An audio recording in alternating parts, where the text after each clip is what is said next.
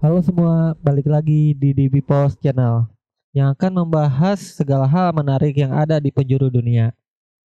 Langsung saja.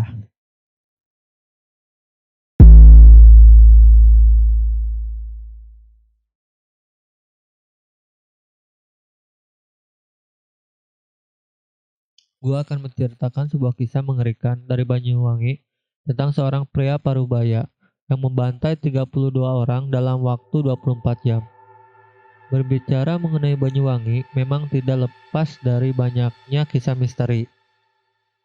Terkenal dengan julukan kota santet tentu bukan karena tidak ada sebab. Hal itu berawal pada tahun 1998 yang telah terjadi pembantaian kepada orang yang dituduh sebagai dukun santet dengan jumlah korban mencapai angka ratusan. Dan pada 2 tahun sebelumnya pernah terjadi hal yang sama dengan korban puluhan orang. Jauh sebelum peristiwa itu terjadi, tepatnya tanggal 15 April 1987, kabupaten di ujung timur Pulau Jawa ini pernah terjadi sebuah peristiwa kelam dan sedikit orang yang tahu. Peristiwa mencekam tersebut lebih terkenal dengan sebutan pembantaian Banjarsari, Banyuwangi. Banjarsari sendiri adalah nama sebuah desa di Kecamatan Gelagah, Kabupaten Banyuwangi. Pembantaian tersebut dilakukan oleh seorang bernama Wirjo. Lantas siapakah Wirjo? Wirjo adalah seorang petani berusia 40 tahunan. Wirjo merupakan anak kelima dari 9 bersaudara, memiliki seorang istri bernama Idaroh, dan mereka tidak dikaruniai anak. Menurut istrinya, Wirjo ini adalah sosok yang temperamental, mudah tersinggung, dan mempunyai hobi berjudi dan mabuk-mabukan.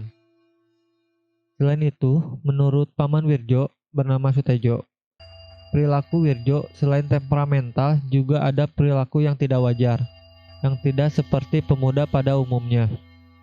Pernah suatu ketika Wirjo menanak nasi sebanyak 5 kilo. Kemudian nasi tersebut digoreng untuk dijadikan nasi goreng dengan sebotol minyak.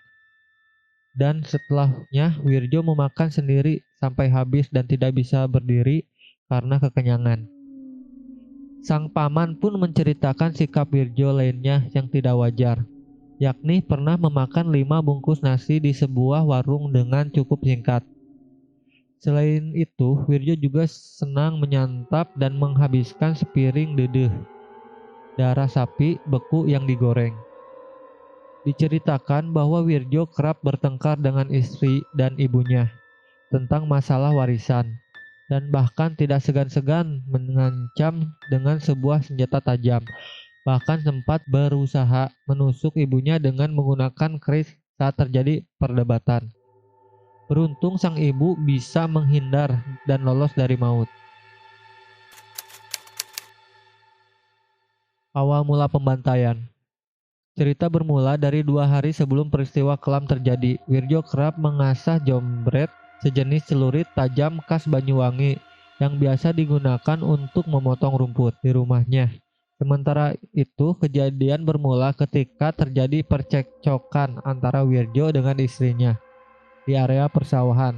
Selain itu, sang istri sedang menuntun sapi dan Wirjo menganjurkan untuk sedikit bergeser saat menuntun sapi agar tidak tertabrak. Tetapi sang istri tidak menuruti anjuran tersebut, dan akhirnya Wirjo emosi dan mencambuk istrinya dengan cambuk yang biasa digunakan untuk sapi.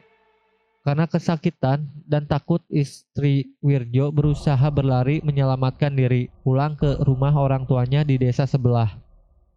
Setelah kepergian istrinya tersebut, Wirjo berusaha mencari sampai ke rumah mertuanya dan mengamuk karena tidak menemukan istrinya. Bahkan amukan Wirjo tersebut membuat ciut hansip setempat. Setelah puas mengamuk, akhirnya Wirjo kembali pulang ke rumah. Aksi teror dimulai. Keesokan harinya, tanggal 15 April 1987, Wirjo mengasih sebuah jombret dan parang di rumahnya. Sesekali Wirjo mengamati anak angkatnya yang berumur 4 tahun bernama Sri Reni sedang bermain bersama temannya bernama Arbaiyah 4 tahun. Entah setan apa yang merasuki Wirjo ketika itu. Kemudian Wirjo berlari menghampiri kedua bocah tersebut dan mengayunkan jombret ke leher anak angkatnya, Sri Reni. Namun, sabetan tersebut meleset dan anak angkatnya berlari menyelamatkan diri. Namun, nasib naas menimpa Arbaiyah yang tak sempat berlari. Gadis kecil berumur 4 tahun itu tersabet jambret yang diayunkan oleh Wirjo ke arah lehernya, yang mengakibatkan sang bocah tewas dengan leher yang hampir putus. Sementara Reni lari ke tengah sawah menemui ibunya tak jauh dari tempat kejadian. Ibunya sedang membersihkan rumput. Dengan gugup, Reni bercerita pada ibunya. Mereka ketakutan lari ke jalan raya mencari pertolongan. Wirjo tak sempat mengejar mereka, tapi ia mencari mangsa lain. Wirjo menuju ke rumah Maskur, tetangga sebelah rumahnya. Tanpa permisi, dia masuk lewat belakang menuju dapur Wirjo, menemukan Nyonya Maskur 40 tahun sedang menanak nasi. Tanpa menyapa, Wirjo kemudian menebaskan jombretnya ke leher ibu itu. Kena lehernya hampir putus. Perempuan itu terkapar. Sang suami yang sedang di ruang tengah mau menolong istrinya, tapi karena usianya sudah 80 tahun, usahanya itu sia-sia. Lehernya justru ikut jadi mangsa ketiga ditebas senjata Wirjo. Dari rumah Maskur, Wirjo menebar teror. Ia berlari ke sawah, mengejar orang-orang yang sedang bekerja di situ. Orang-orang yang tidak tahu menahu apa yang sedang terjadi tidak lari ketika didatangi Wirjo. Mereka akhirnya menjadi sasaran amukan Wirjo. Tetapi para sasaran itu banyak yang berhasil lolos dari amukan Wirjo. Saat itulah desa menjadi gempar. Warga desa kemudian berbondong-bondong mendatangi tempat kejadian untuk mencari Wirjo. Tapi hasilnya mereka malah menemukan mayat-mayat bergelimpangan di antaranya Bu Isah tergeletak di tengah pematang sawah. Semula Wirjo bermaksud membabat Gimin, tetapi gagal, maka Wirjo beralih pada Bu Isah yang ketika itu sedang membersihkan rumput. Dia adalah korban keempat. Sambil mengacungkan senjatanya yang berlumuran darah, Wirjo terus berjalan menyusuri pematang ke arah barat. Di sini dia bertemu dengan Istianah, 15 tahun, pelajar SMP Kosgoro, yang berangkat sekolah melewati sawah. Wirjo berjalan berlawanan arah, kemudian mengayunkan celuritnya ke leher anak tersebut. Gadis itu sempat berteriak histeris, tapi akhirnya ia roboh berselimbah darah. Usaha pencarian terhadap Wirjo terus dilakukan. Hasilnya bukan menemukan Wirjo, justru yang dijumpai adalah mayat Mbok Suwendah, 72 tahun, dan Mbah Taman, 75 tahun. Leher mereka menganga dan hampir putus. Penduduk jadi sibuk mengurus mayat mereka. Ketika ada kegaduhan, Jami, seorang hansip, langsung keluar dari rumahnya. Di halaman rumahnya, hansip di desa itu berpapasan dengan Wirjo. Sadar ada sesuatu yang tidak beres, Jamin melangkah mundur, mengambil jarak. Wirjo mengayunkan jombretnya, bergelebat dengan cepat. Jami yang pintar silat itu menepis, hasilnya malah dua jarinya terputus, terpapas ketajaman jombret Wirjo. Jami akhirnya mengeluarkan jurus pamungkasnya, yaitu langkah 1000 sambil melolong minta bantuan. Wirjo melanjutkan terornya, ia berjalan terus mengumbar ketajaman parang dan jombretnya. Korbannya total 32 orang, 18 tewas di tempat kejadian, 2 lagi meninggal di rumah sakit Blambangan, Banyuwangi, Jawa Timur. Sisanya luka-luka. Penduduk Banjarsari dihantui rasa ketakutan karena sampai matahari terbenam Wirjo belum juga ditemukan. Ketakutan menjalar sampai ke seluruh penjuru kota. Akhir mengenaskan seorang pembantai. Suasana mengerikan di Banjarsari tak hanya mencekam saat kejadian, tapi juga sesudahnya.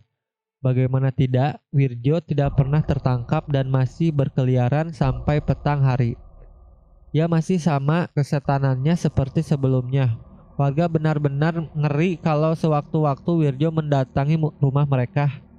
Aparat pun akhirnya turun untuk memburu Wirjo. Polisi dan anjing-anjingnya serta para tentara melakukan pencarian meluas untuk menemukan pria ini. Perburuan cukup lama dilakukan hingga akhirnya sang pria pun berhasil ditemukan. Wirjo ditemukan dalam keadaan tewas bunuh diri dengan menjeret lehernya sendiri dengan sabuk di sebuah akar pepohonan. Sedangkan kakinya menjuntai di atas sungai. Kabar kematian Wirjo pun menyebar luas. Warga pun menyambut dengan kelegaan luar biasa. Tapi ada juga yang malah takut mengingat Wirjo katanya tidak gampang mati. Sisi lain, saat peristiwa terjadi, Bapak Suherman, salah satu saksi hidup, menunjukkan foto kondisi RS kala itu. Dari kejadian itu ada sosok Suherman, 62 tahun, warga Kelurahan Taman Baru, Kecamatan Banyuwangi, yang turut menjadi satu dari sekian banyak saksi mata tragedi memilukan tersebut. Petugas RSUD Blambangan tersebut mengisahkan bahwa kondisi rumah sakit kala itu sangatlah memilukan. Korban anak kecil sampai orang tua berjatuhan. Darah membanjiri ruang UGD beserta kamar mayat. Kejadian tersebut menarik perhatian banyak orang yang ingin melihat tentunya. Saking membeledaknya massa yang ingin melihat korban, sampai-sampai tembok ruang mayat pun roboh tak mampu menahan kerumunan massa. Beberapa kisah aneh seputar Wirjo. Ada beberapa kisah yang beredar ketika itu, yang kabarnya belum tentu kebenarannya. Antara lain, bala bantuan polisi dari Surabaya mengalami kecelakaan di Asem Bagus dan menimbulkan korban jiwa dan luka-luka. Ambulan yang datang untuk mengangkut korban juga mengalami kecelakaan di jalan. Jadi tidak ada bala bantuan yang datang ke Banyuwangi. Sebelum membunuh, Wirjo melakukan puasa 40 hari. Setelah membunuh Arbiah, korban pertama gadis usia 4 tahun yang meminum darahnya. Polisi juga dicekam ketakutan ketika berusaha menurunkan jasad Wirjo. Kakinya bergerak entah oleh apa, sehingga para polisi lari tunggang langgang.